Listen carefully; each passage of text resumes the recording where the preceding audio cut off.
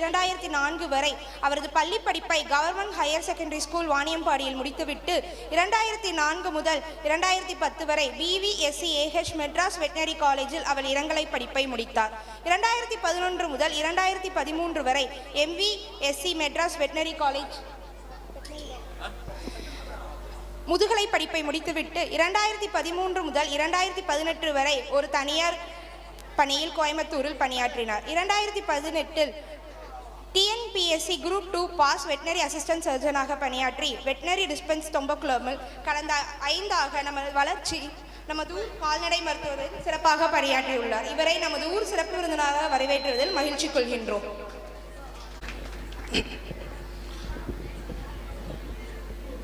அனைவருக்கும் இனிய மாலை வணக்கம். இந்த 30வது தை திருநாள் விளையாட்டு விழாவிற்கு என்னை சிறப்பு விருந்தினராக அழைத்த தொம்பக்குளம் இளைஞர் நற்பணி மன்றத்திற்கும் மற்றும் தொம்பக்குளம் ஊர் மக்களுக்கும் என் நன்றியை தெரிவித்துக் கொள்கிறேன். என்னை நிறைய பேருக்கு இங்கே தெரிஞ்சிருக்கோம், நிறைய பேருக்கு தெரிஞ்சிருக்க வாய்ப்பு இல்லை. ஏன்னா இங்கே யார்கிட்டையும் ஆடு மாடு இல்லை. ஸோ ஆடு மாடு வச்சுருக்கிறவங்களுக்கு என்னை பற்றி தெரிஞ்சிருக்கும்.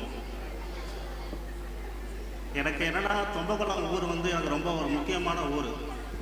எப்படின்னா நான் படித்து முடித்த உடனே இதுதான் எனக்கு ஃபஸ்ட்டு அப்பாயின்மெண்ட்டு இந்த தொம்பக்குளம் ஊர் தான் எனக்கு. நான் இனிமேல் இந்த ஊரை விட்டு மாறி போனாலும் சரி, ஆஃபீஸராக தான் போனாலும் தொம்பக்குளம் வந்து நான் எனக்கு மறக்க மாட்டேன்.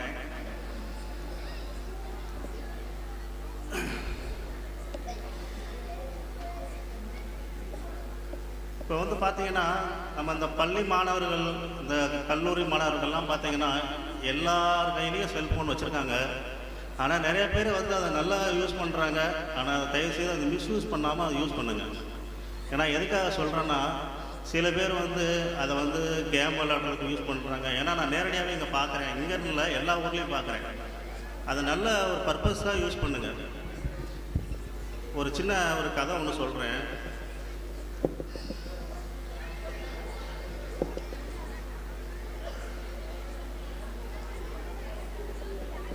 ஒரு பையனை வந்து ஒரு அப்பா வந்து, அந்த பையன் வந்து எப்போவுமே அவன் பாதி நேரம் வந்து ஃபுல்லாக செல்ஃபோனில் தான் இருந்துக்கிட்டே இருப்பான். ஆனால் ஏதாவது அவனை பார்த்துக்கிட்டே இருப்பான்னு சொல்லி அந்த பையனை அந்த அப்பா வந்து ஒரு குருஜிகிட்ட கூப்பிட்டு போகிறாரு.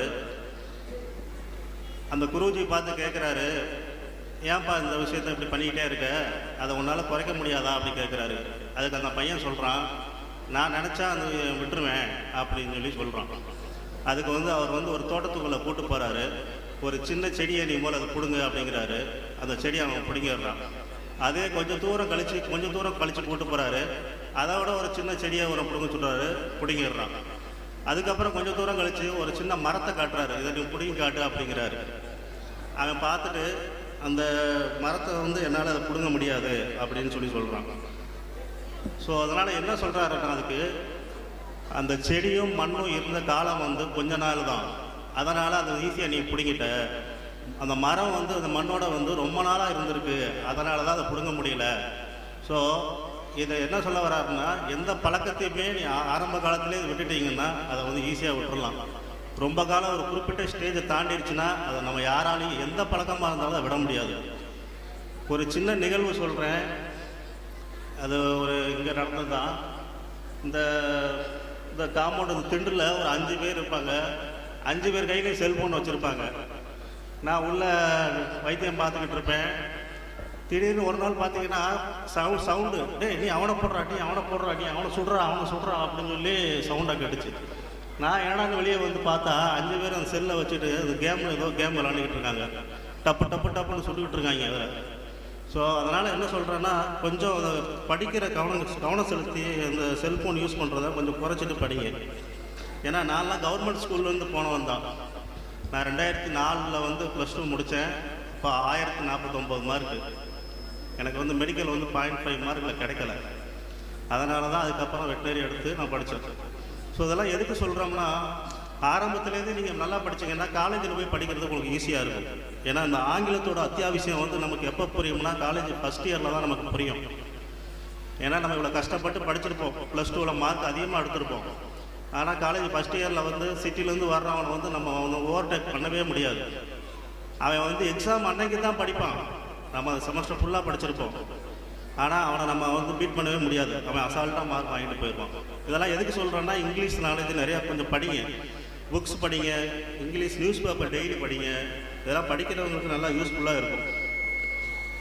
கடைசியாக ஒன்று சொல்கிறேன், கால்நடை மருத்துவங்கிறதுனால இப்போது லாஸ்ட் ஒரு 1 இயராக பார்த்தீங்கன்னா ஒரு ஜூனோட்டிக் டிசீஸ் சொல்லுவாங்க. அதாவது விலங்குகள்லேருந்து அனிமலுக்கு பரவுற நோய், அது ரேபிஸ், அதாவது வெறிநாய் கடி. இப்போ லாஸ்ட் 1 இயராக பார்த்தா தமிழ்நாட்டில் வந்து ரேபிஸ்னால் வந்து நிறையா பேர் உயிரிழந்திருக்காங்க. ஸோ என்ன காரணம் எடுத்துக்கிட்டோம்னா, ரொம்ப அலட்சியமாக அந்த ஒரு நாய் கடிச்சதுன்னா அதை அலட்சியமாக எடுத்துக்கிறாங்க.